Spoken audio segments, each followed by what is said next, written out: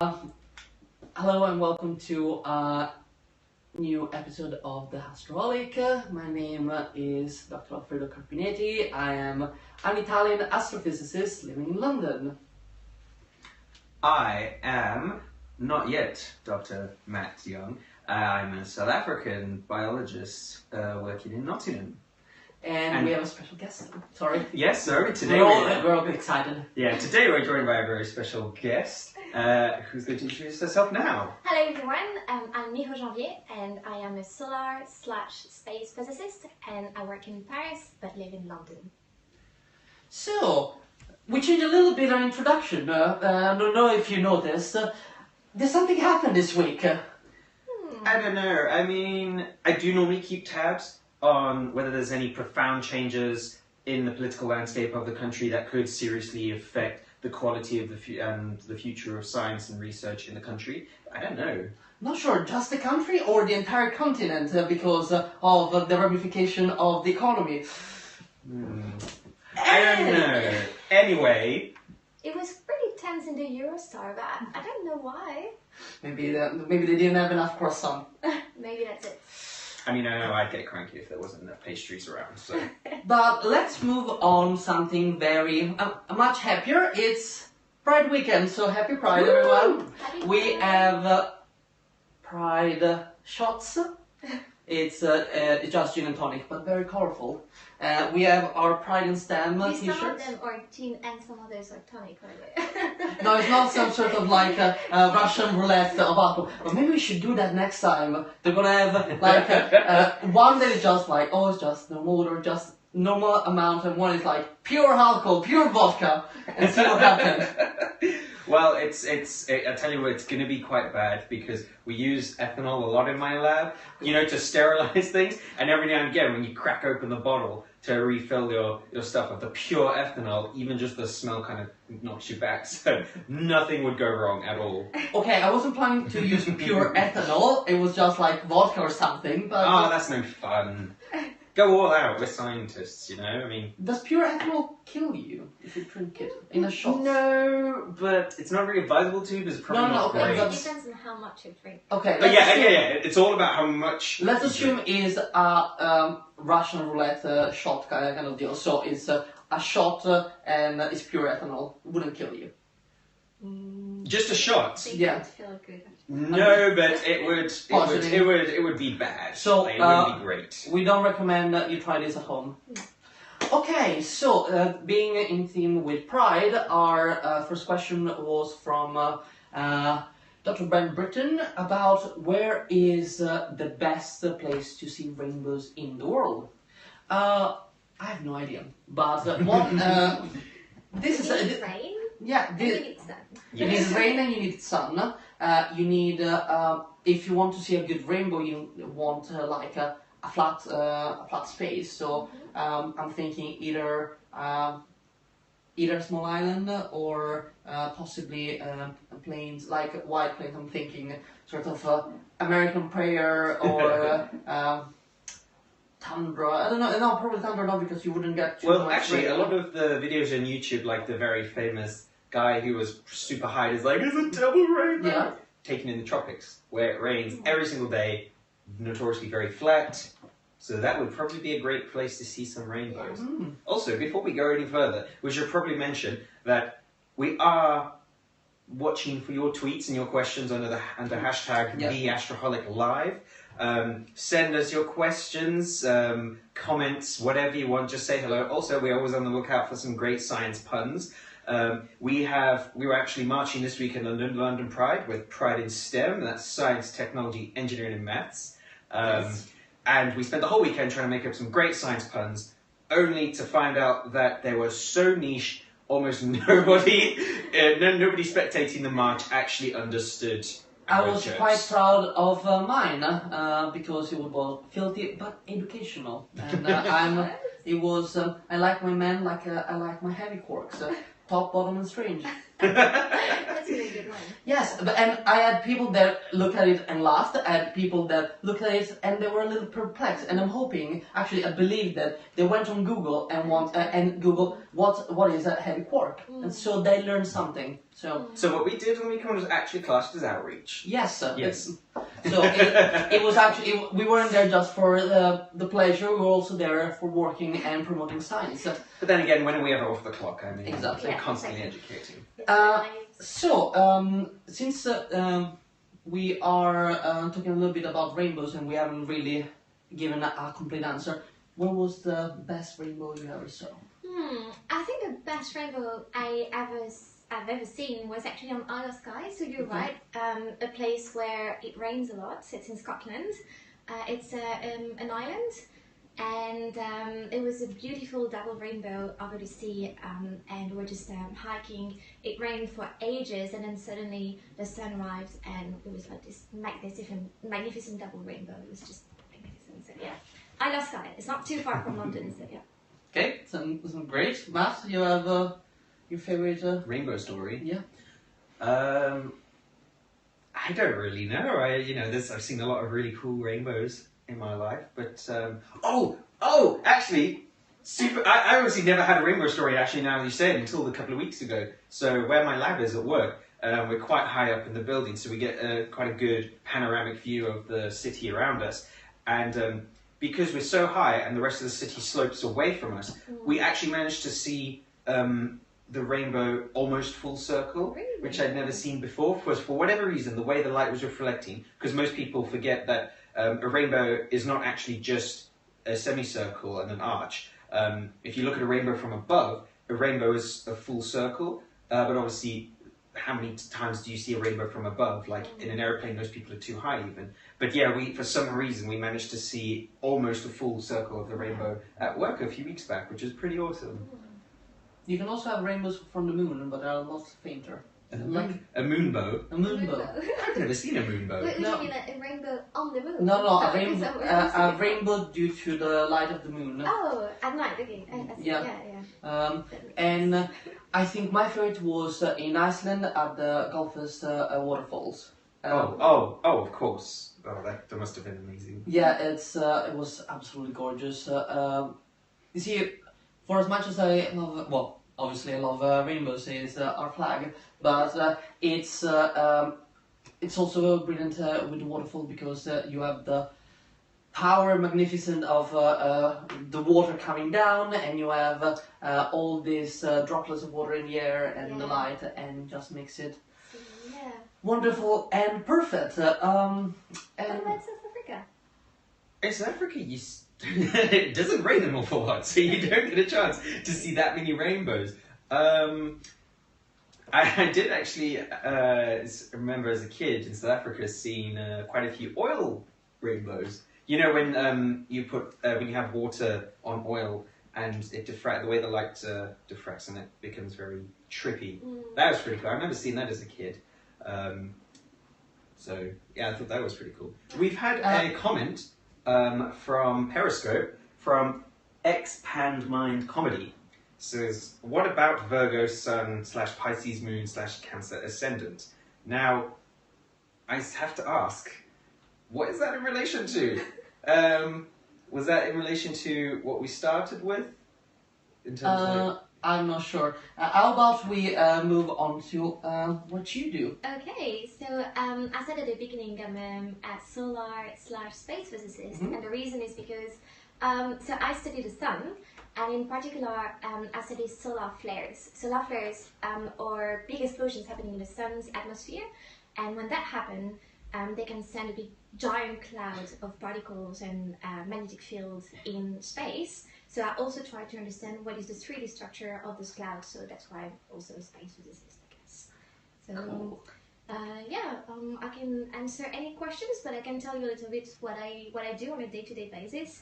Tell us what you do, and I already have 2 questions, but go. Okay. I like how we both just turned in there like, ooh, stories, do tell.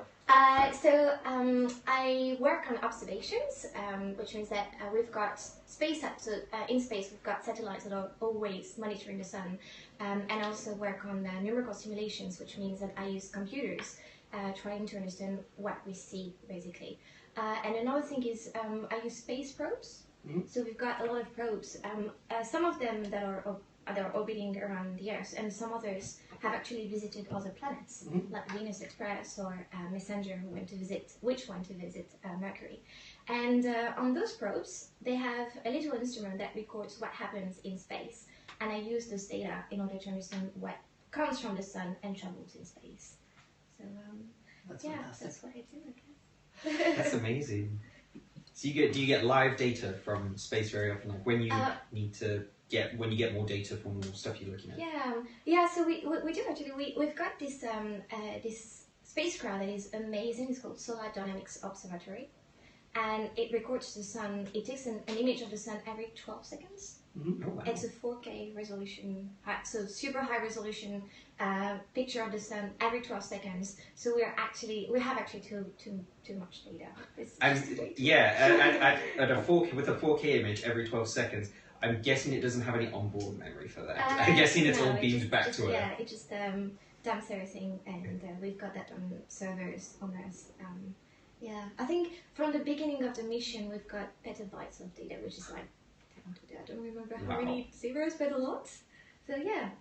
On the NASA channel, you can see actually the images of the videos of the sun in 4K, and it looks gorgeous. It's amazing. Yeah. So, on that note, I want to ask a question, but maybe we should have first one of our shots. I think we should. So you can pick a color. We have 3 each. So we have red, we have orange, we have yellow, we have green, we have blue, and we have sort of purple. Yeah. Sort of purple, slightly blood red, but whatever. It was. Is that cyan turquoise? Is that blue? Is that the same? Or? Yeah, they're both the same. So we only had 3 food coloring things. So it was had to mix it. I mix it. Okay. The blue. I think since we've been talking about the sun, I'm gonna go for a nice orange. And look at that go. And I'm gonna go with purple because I don't think you guys are gonna go for purple because it doesn't look too appetizing. Yeah, you say purple, I say blood red. Okay. So. Well, cheers to you. Yeah, well, this is our thing. So that every time we have a drink, we're going to cheers to something that we've been talking about. We cheers to ourselves all the time because we're very. We're always talking about. Yeah, we're always talking about ourselves. So what do we cheers to? Or do we just? As you wish. As you wish, we can shot it. Yeah. So what do we cheers to? Something. What is your favorite satellites? My favorite. Can I tell my favorite object in the solar system? Yes. And then we cheers to that. Okay. Titan. Okay. Titan. To Titan.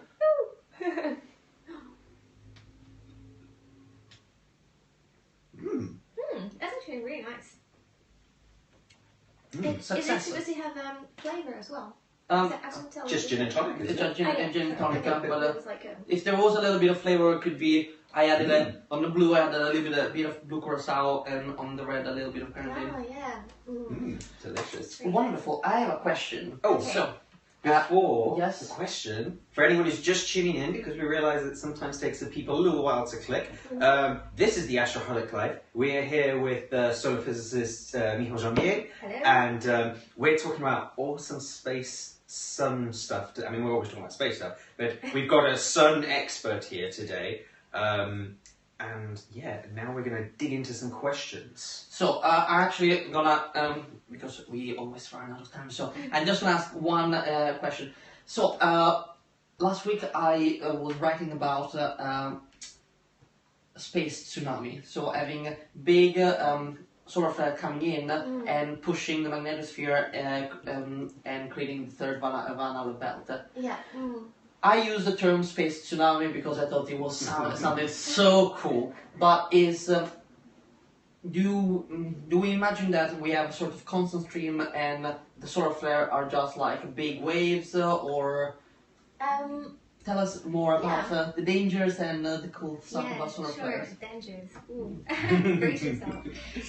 So basically, what we call a flare is just an explosion happening in the sun's atmosphere. Yeah. So you've got flares quite a lot of times. Yeah. But only a certain part of them actually launch those space hurricanes or space storms. whatever you want to call them. Even better. Yeah. Yeah, so your industry just gets the coolest words. Well, we actually have it's completely silent. Can I go? Yeah. Oh yeah, go okay. on. Go on So- whichever path. No, it's really cool. So people, whenever they discover something about the sun, they always put words, but instead of inventing them, they just take words about climate that we have on Earth. So we have coronal rain.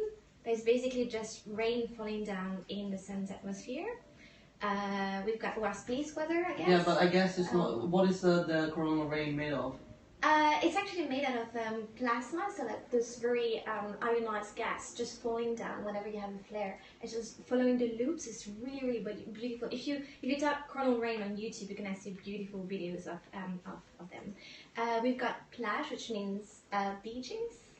So Yeah. we've got like beaches on the surface of the sun. So we've got all those things, and I want to discover something that I can call a solar rainbow, but I don't know. So I love that. That's how like apt solar as well rainbow. for today's. Yes, topic. we are 100% behind you with the discovery solar rainbow. Yeah. So I'm not sure what it is, but I'll discover solar rainbows. But going back to solar storms, so you've got certain flares. They basically make this big cloud that is sometimes sitting on top of the solar surface, and at a certain point it just launches in space, and that's what we call a coronal mass ejection. So it's basically an ejection of solar material in space. And indeed, when they travel, you've got planets where the solar storms are traveling, or solar tsunamis. And because they are made out of particles and magnetic fields, they can swipe the magnetic shield of planets towards the Earth. So the Earth has a magnetosphere. And when that happens, you can kind of inject particles inside the magnetosphere of the Earth, and that's what creates a lot of agitation in the Van Allen belt, which is basically made of charged particles around the Earth, and that also what creates northern lights and southern lights. So I never used the term tsunami because it kind of reminds me of actually having water, but I like I like to call them space hurricanes or space hurricanes. I like that. Yeah. Okay. I'm perfectly satisfied with this answer. Shall we start answering some of the questions we got from the previous days? Yes. Would you like to start answering Duncan's? Duncan's. Oh, great. So, any of you who've watched us before will know we had the fantastic Duncan Astle on here, who was a cognitive neuroscience. Probably the only time I've not been outnumbered by physicists. Yeah, whatever. We keep winning. I'll bring back the numbers at some point. Not that we're not grateful to have you here. If any any biologists want to join us, it'll be at some point late July, early August. So. Like if any scientists out there want to get involved, just get in touch. We'd love to have you. We'd love to feed you drinks, and especially if you're a biologist, because I'd love to. I'd love to have more biology on here. But anyway, back to the question, tangent aside. Duncan asked us if we could sort of explain all about what open science is. And it's a pretty big question because it's actually something that's very topical in the world of science and research at the moment. So me and Alf and Miho today, we're going to try and talk about it a little bit and hopefully answer that question so people are more clear about it, because it does tend to be one of those things that seems very vague. It sounds great, like open science, but then you think, oh, what does that mean? It can mean a lot of things. So it basically started way back when academic journals started, which was actually in the 17th century, so a long time ago. When basically after the advent of the beginning of the scientific era, people were realizing that it was really important for the rest of the world and the public to be able to access this knowledge that science was discovering, because they realized, it's going to be useful and beneficial to society. So we need to be able to access it, to see it, to read it, to know about it, to be able to act on the evidence. So that's why the first academic journals were set up. So scientists had places to publish and put all their the results of their data so that people could then come to these journals to read it and find out more about it. Fast forward a couple of hundred years to today, we have hundreds, if not thousands, of journals covering every aspect of science and research today that scientists will go and publish in. But there is a slight problem with this. You may think, oh, wonderful, all these scientific journals, so many different places to go to find your knowledge. But when people publish in these journals, there are costs involved, of course, because there are people working at the journals who have to go and take in the submitted manuscripts. They have to proofread them, they have to check them. Other people then have to go find people to peer review them, because of course no science can be officially published unless it's been peer reviewed and all the other data on that subject has been looked at. So this movement of open science has been lately to sort of say, well, actually the costs involved now in paying these journals a subscription to be able to view these articles and these research papers is really too high, and it's preventing not only like the members of the public and governments who fund the majority of scientific research around the world, it's preventing them accessing this knowledge that is being discovered and being paid for by them, but it's also preventing other institutions from accessing this information by placing this paywall barrier in the middle. And seeing this collaboration in science between institutes and across the world is such a fundamental part of what makes science and research work so well. That's partly where the main arguments for it come in. So I was wondering, now that I've talked for a good long while explaining that, if you two have any sort of like comments and your ideas and thoughts about open science. That's you made a perfect description. On top of that, I would add that what would be the benefit of having open science? Access to the public to the papers, so anyone can go and look and even try to understand the paper. Most of the papers are written very in a very technical manner with an expert audience in mind, but there are a lot of journals that start doing for the main papers, the one that are the big discovery, having simpler, more accessible explanation, which is brilliant. I found that it's so important that anyone can understand the science. On top of that, I think that it's not just the paper that needs to be open, but also the data that is used, and the way has been that the science has been approached, method that have been used, computer code, simply because as a scientist you need to put yourself to a higher standard. What you're producing needs to be the best understanding of the subject that we have. So we need to be able to put forward things that are incredibly accurate and correct, and we can only do that, I think, if we have a very high degree of scrutiny. So peer review is cardinal. You need to, somebody that can understand what you're doing needs to check what you're doing. But imagine how easy it would be for somebody else to say, okay, you did that, so I'm not sure if I agree with those results. Can I look at the data? Can I use your code? By looking at the data and using code, they would be able to see, oh, okay, I see exactly what, oh, I don't agree with that because I don't think that is the right approach, or, oh, actually, you changed my mind because I saw your mental process on what you did. There are drawbacks to that, obviously, because sometimes you have huge amount of data, and it can, storing the data and make it publicly available, if you have bytes of data, it wouldn't be too easy, I guess.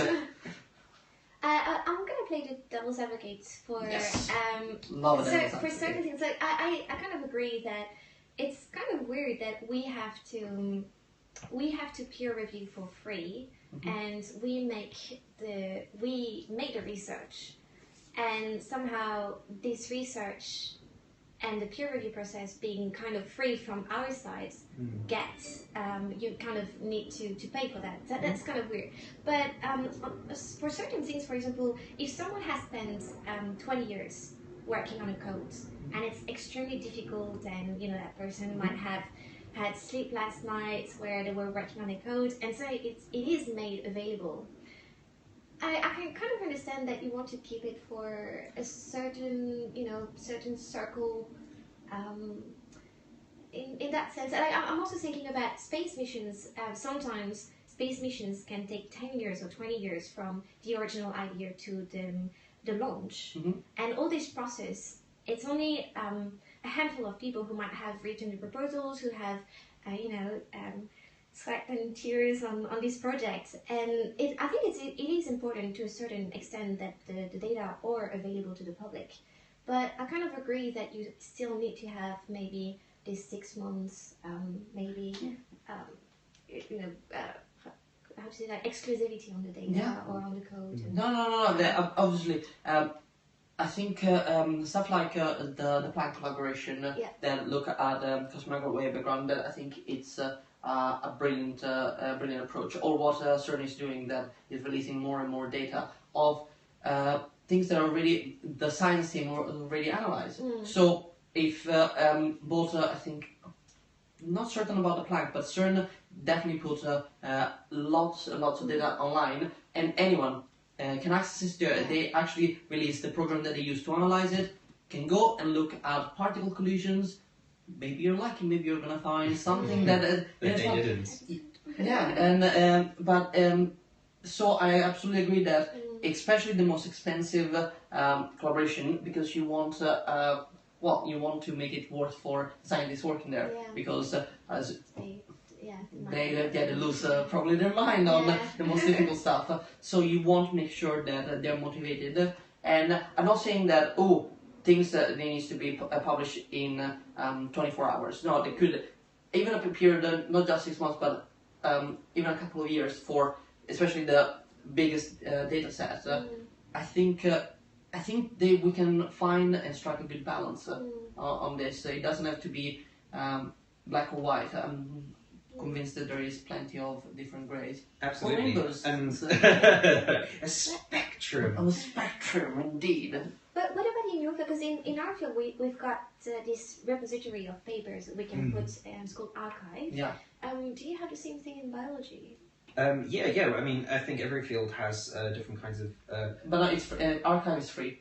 Archive is free. Yeah. Okay, so we have paper before being published. Well, we have that, as far as I'm aware, with a lot of institutions have it within themselves. So I know we have that at my institution, where we have archives, so papers are published by people within a particular time frame. They eventually end up in archive, and you can see them.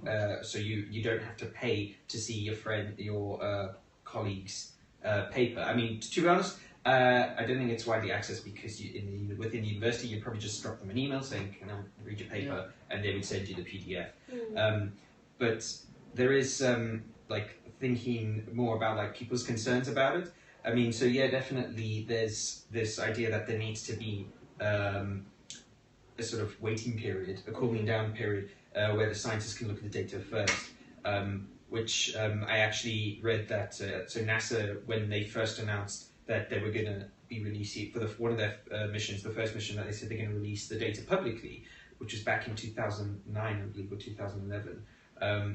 They said, okay, for this mission, when all the data starts coming back in from the satellite, from the orbiter, or whatever that they sent out, we'll release it publicly. However, close to the time, they realized, wait, because of the thousands of hours scientists put into teaching themselves and learning how to interpret this data, because data sets can be hugely complex. I mean, you just imagine the kind of data that you get from your solar orbiter taking a picture of the sun every 12 seconds, and you can do take a lot of measurements from that.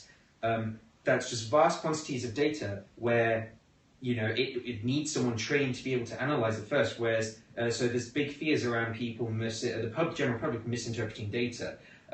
There's also a lot of fears about misuse of that data. So, for instance, and this was a concern that was raised back in 2011, and not even related to open access as such, but it's one of the fears that people have about the future of open access is science being misused if everything is out there. So some researchers looking into flu had created a strain of the H1N1 virus, which is actually the thing is H1N5.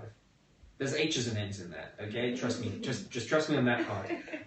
And they've created the strain of flu that transfers itself very, very easily between ferrets, which are the closest. I know you're thinking ferrets, what? But actually, ferrets are the closest human model for flu because they experience flu most similarly to us. Because you might think, oh, what about monkeys? But apparently, monkeys don't really get flu. How did they find out?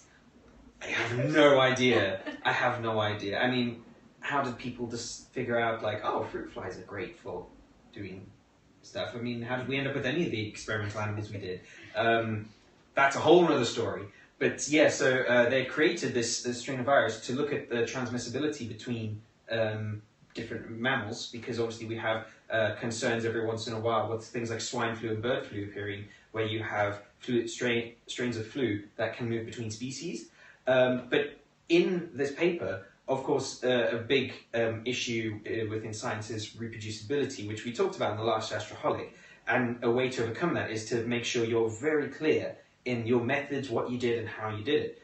But there was huge concerns about publishing this data about this study into flu, where they were concerned that actually if you publish exactly what you did to create this virus, and anyone pays the fee to go and access this paper, anyone could effectively have instructions for biological weapons. So there are those concerns. I'm guessing they're not always going to be that extreme, but there is still those things. I mean, even if you look at social sciences, where people may be looking into the impact of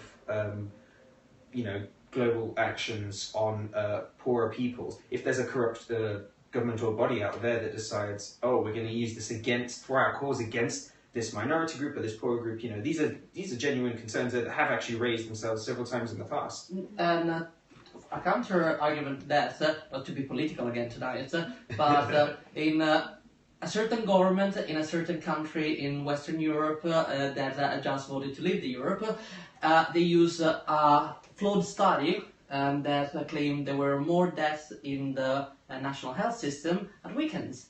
And once the open data and the methodology was actually released, almost I think 8 months after, turns out that the study was statistically flawed and it wasn't true. But in the meantime, the study was used to justify policy. And so it's, as I said, it's a grey area. It cannot be completely white, it cannot be completely open, cannot be completely closed, because we ultimately, the public pays for our bills and our science. And so, and the fact that the public is able to access, even though maybe most of the public cannot interpret the data, is the fact that they know it's there. Science is not the big, scary, complicated things. Yeah, we want to be transparent. Yes. We want people to know what we're doing and why. And again, the certain one is brilliant because you can download a software that does most of the thing, and you can just click, and it's nice and pretty. Yeah. I think what you were saying about the amount of data that we have, I think in certain areas of research we have so much data that we actually need people who are not researchers to help us doing our research. So sure. I think citizen projects are a nice example of open science, in the sense that you give the tools and you explain to people how you're doing the research, and they can help you and do research themselves. So I think it's a nice collaboration in open science. Yeah, and a good example of a citizen science project, which I think we've mentioned before, was one of the that gathered data from one of the Kepler, the Kepler telescope. Yeah, the Planet Hunter. Yeah, the Planet Hunter, where basically it was looking at stars and looks for dips in the light, which could indicate there's a planet passing in front of it. And obviously that was, there's a lot of stars. I don't know if you looked up recently, but there's a lot. And we can only see a few because, yay, light pollution. But that was a website on the internet. I'm not sure if it's still running, but people could log it. It is. Yes, Planet Hunter is part of the Galaxy Zoo, actually the Zooniverse, and good thing you mentioned universe, because the paper from Galaxy Zoo have a deal with the monthly notices of the Royal Astronomical Society, which is one of the big journal in astronomy, and all those papers are open access, although the monthly notices the Royal Astronomical Society is not an open access journal. So but why? It's because citizen science, they have quite a big impact, so they can go and say, we want this to be open access, and it makes sense. But a lot of science, nature, big journals start releasing some of the articles, especially the most interesting paper, the one that they want to be talk about. You need to have the open access. They keep things in open access. And on the slightly funnier side of open access, even if you're not talking hardcore science, such things as like the oh, and now I forgot it just right when I want to say it. Is it the Freedom of Information Act? Freedom of Information Act, where you can basically, if any organizational body says, oh, we're so cool, we did this, or we've done this, you can actually go to them, and under the Freedom of Information Act, you're like, okay, can I see those numbers that you just said you have that are really awesome? And you see these for things, people often pose these questions to Google, because Google has information about a lot of things and on a lot of people. And it's great because when, you know, in relation to Pride Month, you often see where countries pass very homophobic or anti-LGBT laws, people then go to Google with the Freedom of Information Act, say, can I see your open data, please, on the searches related to LGBT issues in this particular country or this part of the world. And it almost always comes back that the people who, in areas where they pass these very discriminatory laws, they have crazy amount of searches for porn related to the thing that they've just discriminated against. So, go figure. Okay, on that note, I think we can have another drink, and then we can move on to onto something else. Are you delegating colours now? Sorry, You don't have the choice anymore? Okay, so you're gonna have green. I'm gonna have green. I'm gonna have yellow. I think I will go for blue. That's cool. I could actually just mix these the whole day.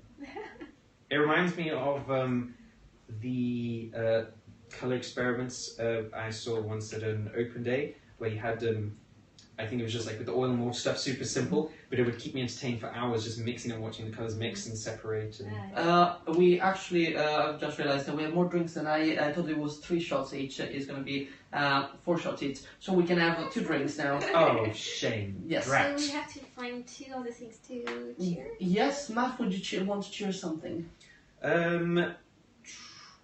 Let's cheers to sharing data. Yeah. Collaboration. Collaboration. Cheers.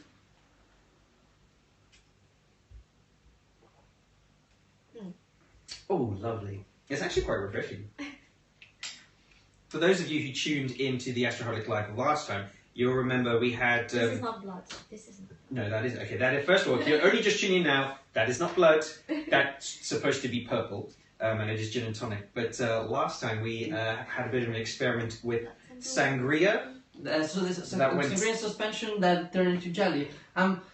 I try my best to come up with interesting stuff. It doesn't always work.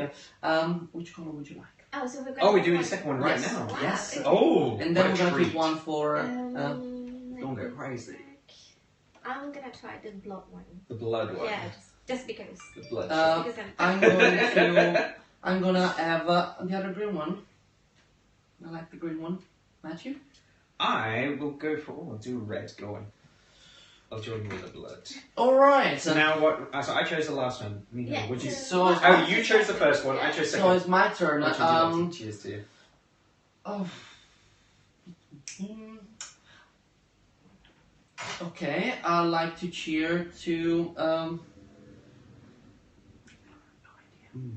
You say we've got one more after this. Yes. Okay, to anyone watching, we'd love some suggestions of things like nice happy things, considering the week we've had in the UK. Give us some nice happy science things that we can toast to for our final one. But and if you can make a pun, that would be great as well. oh yeah, oh great puns. I think at some point we want to start giving awards out for puns because you have no idea how happy it makes us to hear a good pun.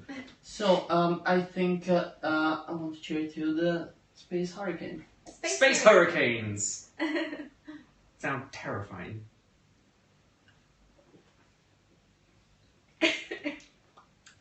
That one. Drunk too fast? That one had a little bit of stomach in it.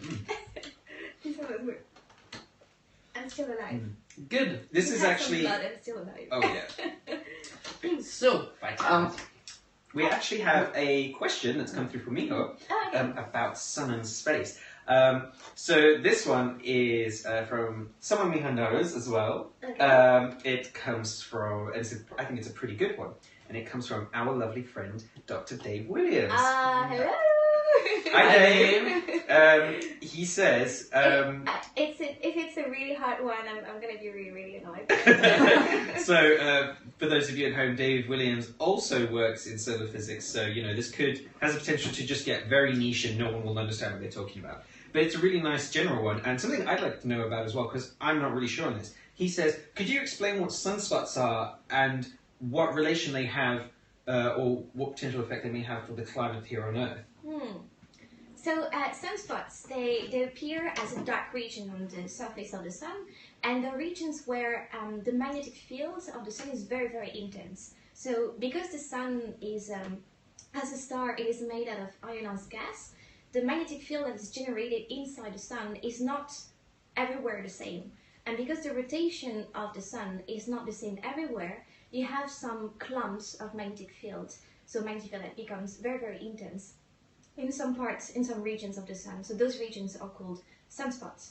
And those sunspots are the regions also where you will have the most intense eruptions, so solar flares.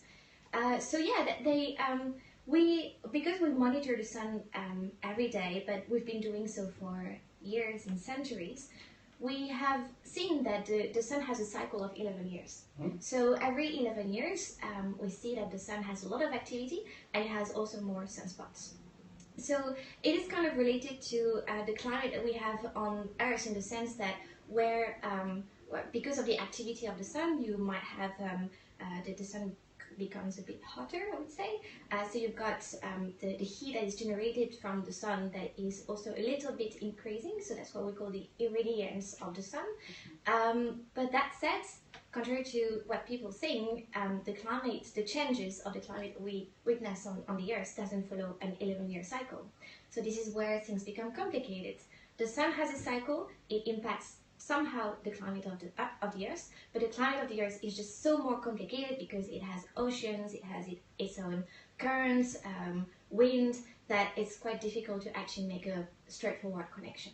So it's not as simple as sun spits out energy, Earth absorbs it, and gets hotter or less hot. Exactly, yeah. Could they have a bigger impact on Mars or Mercury because of having Mars has an atmosphere, but Mercury's just got an exosphere. Yeah.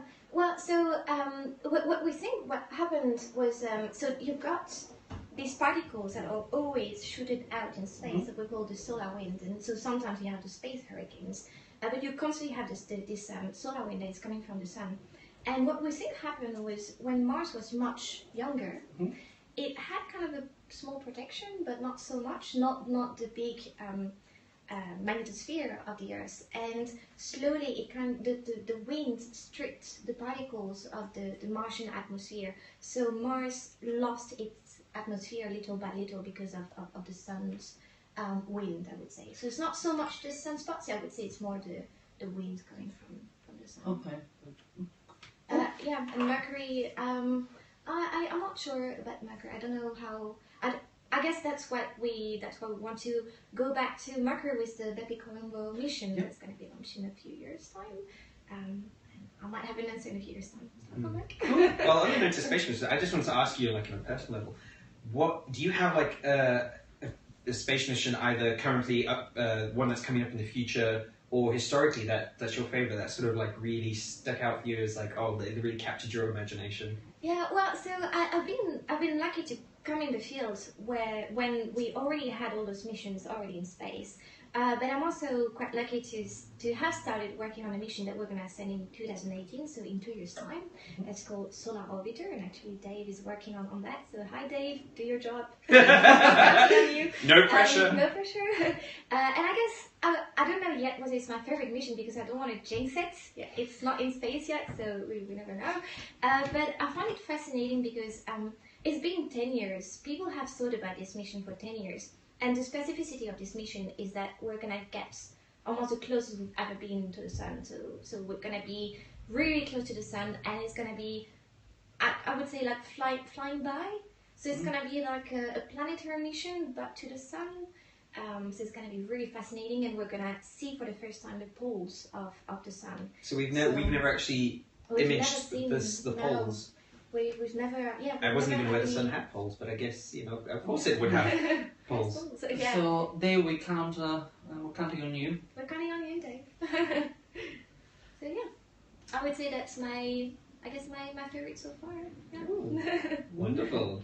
As another astro person, do you have a favorite? Yes, is James WST. Is James Webb Space Telescope, and it's amazing because it's gonna see further than ever before. It's gonna see the first stars in the universe. It's gonna see galaxy like we've never seen before. Possibly taking the first images of exoplanets. It's just gonna be amazing, and is a big collaboration between Europe and the United States. And again, show you how important because it's just too big. It's gonna be the successor of Hubble and the successor of Spitzer, which is an infrared space observatory. It's going to be the surface area of the mirror is as big as a tennis court.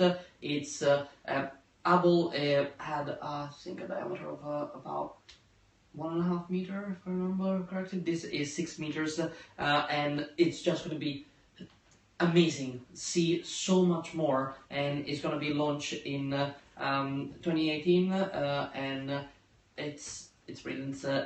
They just finished mounting the mirrors, and now they're testing if how they will behave under vibration, because obviously you're sending it to space, and it's gonna be all folded up, and then it will unfold like an origami. Yeah, 2018 is gonna be a very busy year for space. So watch out. Yeah, I better start getting planning in my personal calendar. Like, you know, not only do I have nothing going on in 2018 so far, but I better make sure I'm like ready to see these things, witness these things. The Astroholic lives still gonna be there. Oh yeah. You said that we're gonna be able to actually image exoplanets. That's what. So at the moment we had we can see sort of.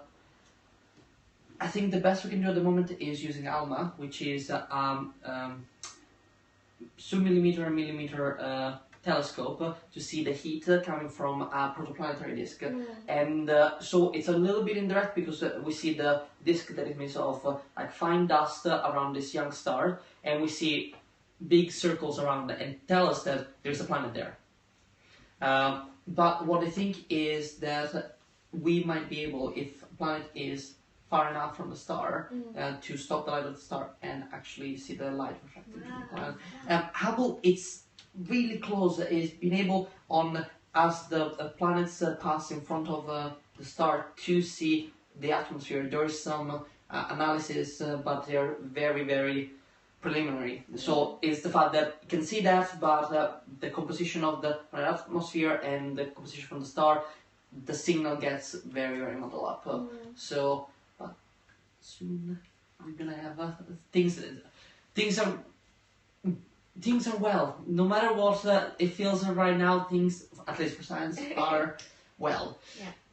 I have to answer a question. We're getting into the world of hardcore astrophysics. Okay. Here we go again. Yes. A follower whose Twitter handle is Charge Quark is asked me if cosmic inflation and expansion of the universe were the same thing, were related, and okay, I already have my public rating. So the universe is expanding. Yeah. Okay. Okay. So far, so good. Yes. I've heard of that. Yeah, good.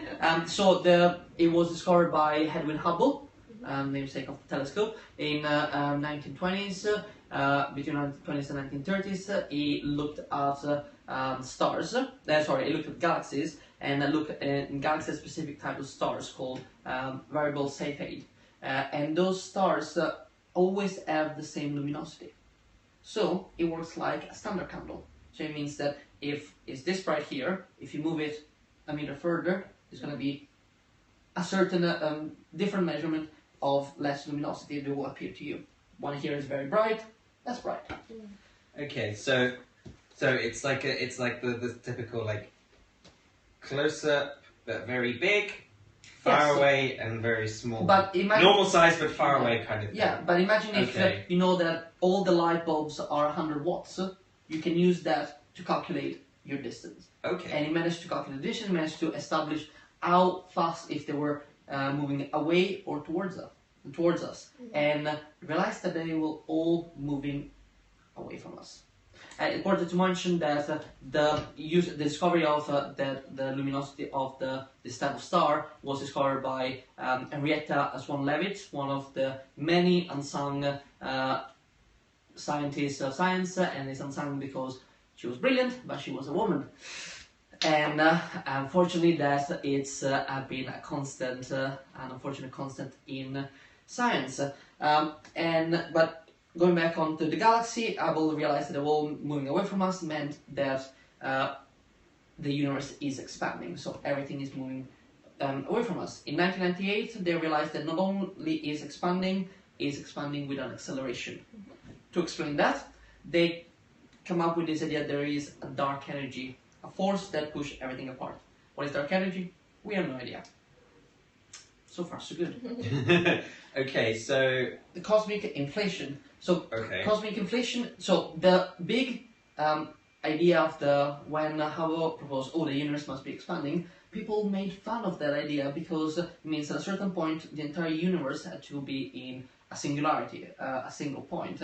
And they made so fun of the idea that they thought, oh, there's going to be a big explosion, things fly everywhere, let's call it the Big Bang. And obviously the Big Bang is actually correct. We found ample of evidence that the Big Bang is correct, but one problem with the idea of the expansion is that things in the universe are very, very similar everywhere.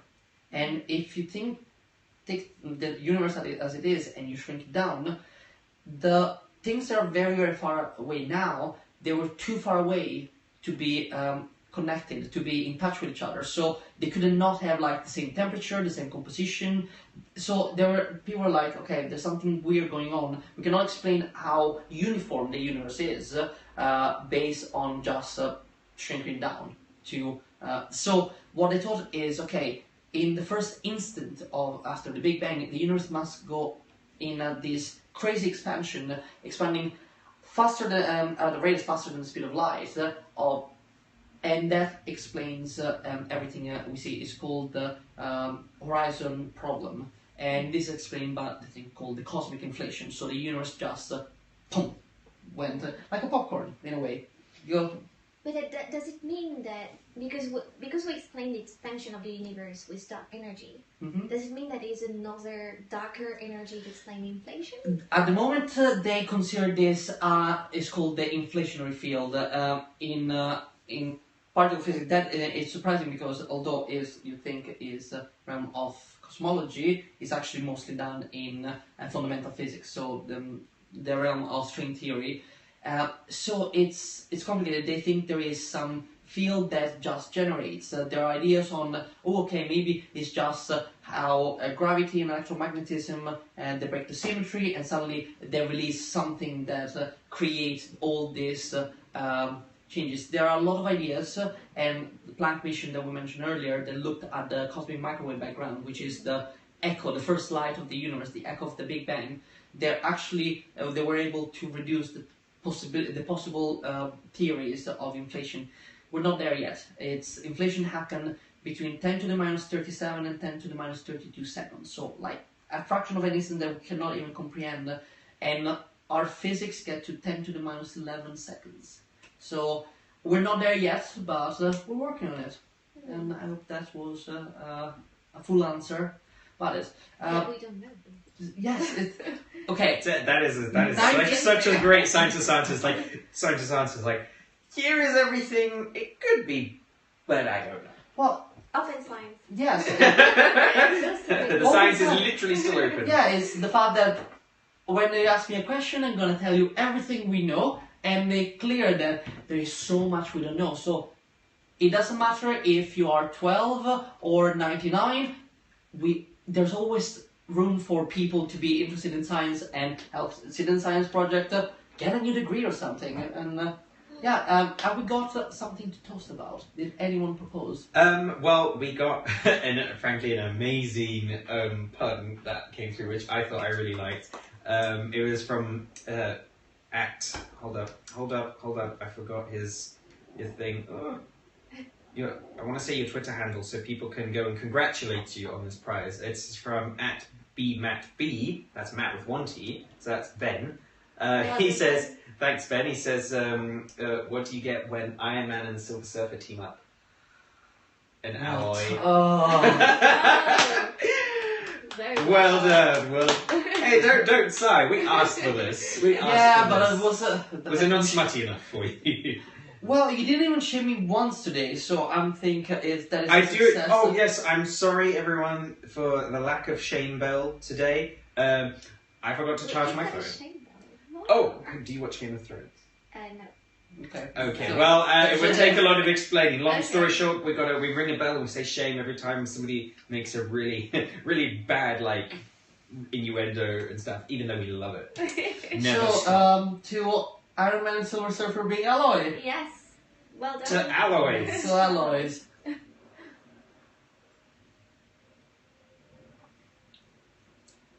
This one was actually nice.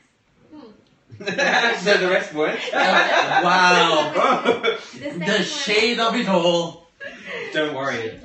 Yeah, don't worry. I end up criticizing half of his drinks because bless him, he tries, but every now and again just don't come through it. Oh, I had an amazing cocktail yesterday called North Star.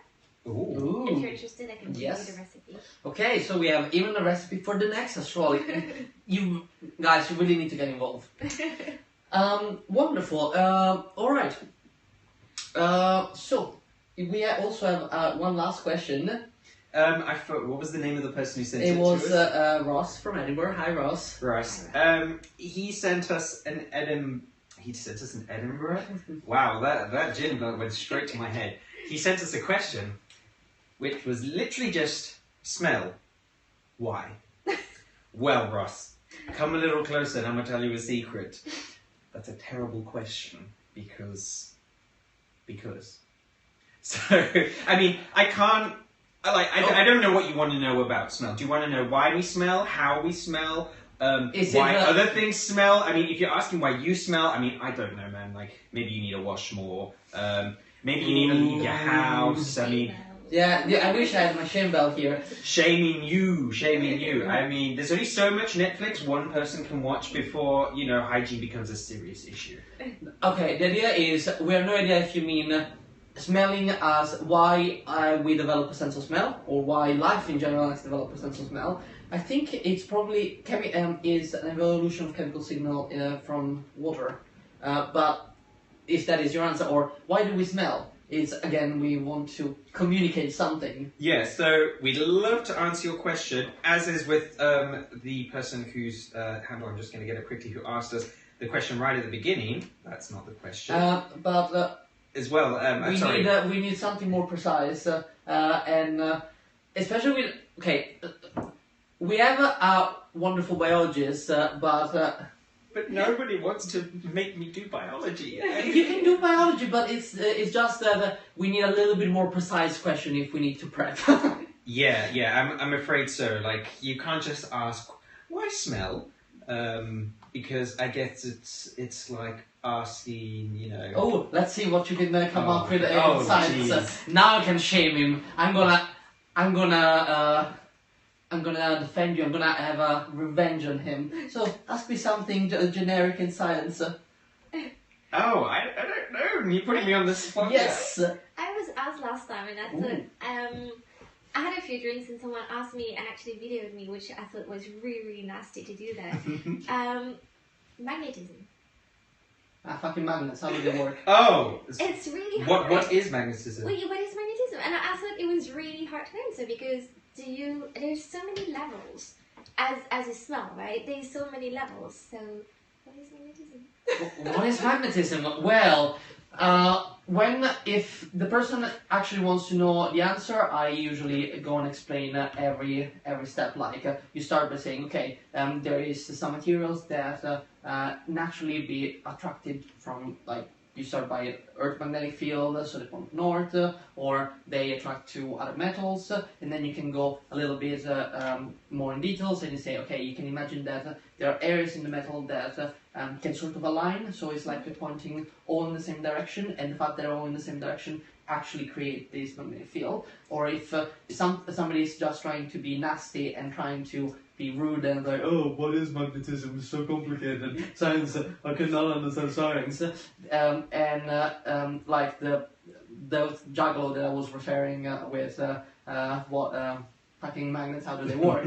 Is you just go and say, okay, it's just an alignment of the electrons in some type of metal, so which we call ferromagnetic, and you can create a magnet either by naturally being exposed to other magnets, or you can induce it through electricity. Is all clear? Okay. So simple. So No, but this I've it's. got an answer for you then. Why smell? Because nose. Excellent! Boom! Because nose. I love it. And I think a nice way to sort of like round up this episode then on that note is a format I've seen which I think is quite fun. It's so you ask somebody to explain the topic of their research, or like using 3 words or phrases, ideally 3 words. So with Alfredo here, his expertise being galaxies, I would say, Alfredo, tell me about galaxies. What's a galaxy in 3 words? What 3 words would you choose?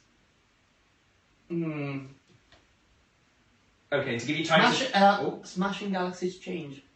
Smashing galaxies change. Interesting. Google smashing galaxies. We'll see what he's on about. You may even see his face appear as well. And then Miho, I'd say, explain the sun in 3 words. Hot. Dynamic. Essential. Oh, I like those. Nah, so explain your research in 3 words. You probably prepared this. Yeah, but I gave you like a word. I said explain galaxies, explain the sun. You can't tell me explain my research because that's like that's impossible. Explain smell in 3 words. Okay. By the way, this is not my research. You really want me to explain smell in 3 words? Well, you wanted one thing. Right. Smell in 3 words. Fun. Gross. Useful. Yeah. But that's just... Yeah, that's good. That's boring. I was kind of hoping you'd ask me about brains, seeing as I'm a neuroscientist. Not like I say that every episode. Yes, but I was wondering, he probably has something prepped for brains, and he wants to be... You can tell us... Alfredo, you and I organised a show together. You and I both know that we do not prep anything. No, it's supposed to be like, oh god, we have 5 minutes, we need to answer to some questions. And 4 of those 5 minutes is spent sitting at the tripod and moving the table. No, we have our wonderful producer Chris in the background doing everything. Yes, but if you were to ask me 3 words for brains, 3 words for to brains. explain brains, I would say squishy, fatty, and busy. Busy, yeah. Busy. Well, on that note, I think it's time for us to close. So, thank you for watching. Thank you. Yeah, well, Thank we you have for been. having me. Oh, it's been a pleasure. Yeah. Thank you very much, yeah, to Miho Janvier for being our special guest. Thank you to you guys for watching. And thank you to producer Chris for doing all the technical stuff that we don't understand. And yeah, just for the outros, for everyone who might want to like send you science questions, where can they find you on the internet? What's your Twitter handle? Guys, say hello to Morocco. Hello, Oh, hi Morocco! Was in like the country, or is there somebody called Morocco? Okay. Just in general. Just like, hey Morocco, Salam alaikum. Ramadan Mubarak. Wait, is it over yet? No, it's not Eid yet. No, it's not India. Hey Anyway. So you can find me on Twitter, and my Twitter handle is @Miho Janvier. It's basically Janvier without the vowels. Okay. Excellent. I've been Dr. Alfredo Carpinesi. And I've been almost Dr. Matt Young. You can find me on Twitter @MattJY, spelled phonetically. And if you're watching this, you already found me on Twitter. So, thank you very much for watching, and keep an eye on the next broadcast. We'll see you soon. Bye. Bye.